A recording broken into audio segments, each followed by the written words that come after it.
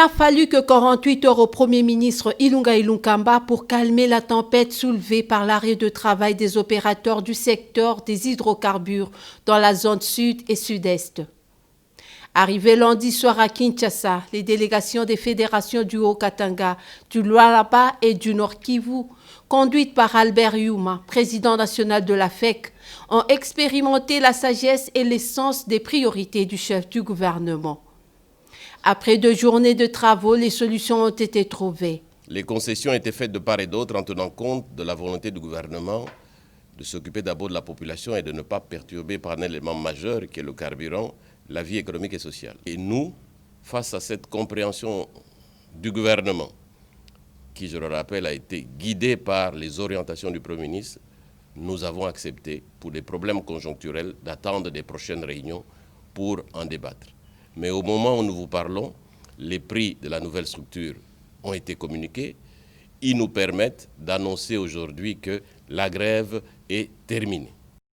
Cette qualité d'écoute du Premier ministre Ilunga Ilunkamba s'est affirmée avec l'audience accordée lundi 10 août 2020 au président des groupes parlementaires du FCC, conduit par le député national Didi Manara.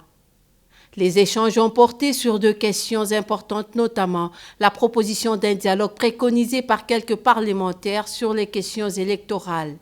Nous sommes venus remettre officiellement à son Excellence, Monsieur le Premier ministre, notre déclaration contre l'organisation d'un prétendu dialogue.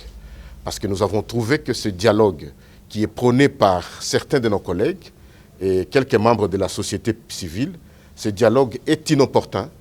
Parce que nous, comme députés, nous sommes ouverts et nous sommes positifs pour que cette question autour de la matière électorale soit discutée lors de la session prochaine. Ce n'est pas encore la belle saison, mais ça semble bien en prendre la direction. Les membres du comité de conjoncture économique réunis mardi 11 août 2020 autour du Premier ministre Ilunga Ilunkamba ont noté que les efforts fournis par l'ensemble des institutions ainsi que par le peuple congolais produisent des effets. Il faut poursuivre sur la même lancée, a déclaré le vice-premier ministre, ministre du budget Jean-Baudouin Mayomambeki. La situation est en train de se stabiliser. Les efforts fournis non seulement par le gouvernement, mais par l'ensemble des institutions et le peuple congolais sont en train de produire des effets. Et que donc il faut poursuivre sur la même lancée. Il faut continuer la rigueur. Et pour cela, nous en appelons à la contribution et à la discipline de tout un chacun. Que celui qui a à payer un impôt ou une taxe le fasse, et celui qui recueille l'impôt ou la taxe reverse effectivement dans le compte du trésor public de l'État, en même temps que nous autres qui avons la charge de gérer les trésors publics, les fonds de l'État, que nous le fassions dans l'orthodoxie. La RDC devrait cependant compter également sur ses propres efforts dans la lutte contre le coulage des ressources publiques.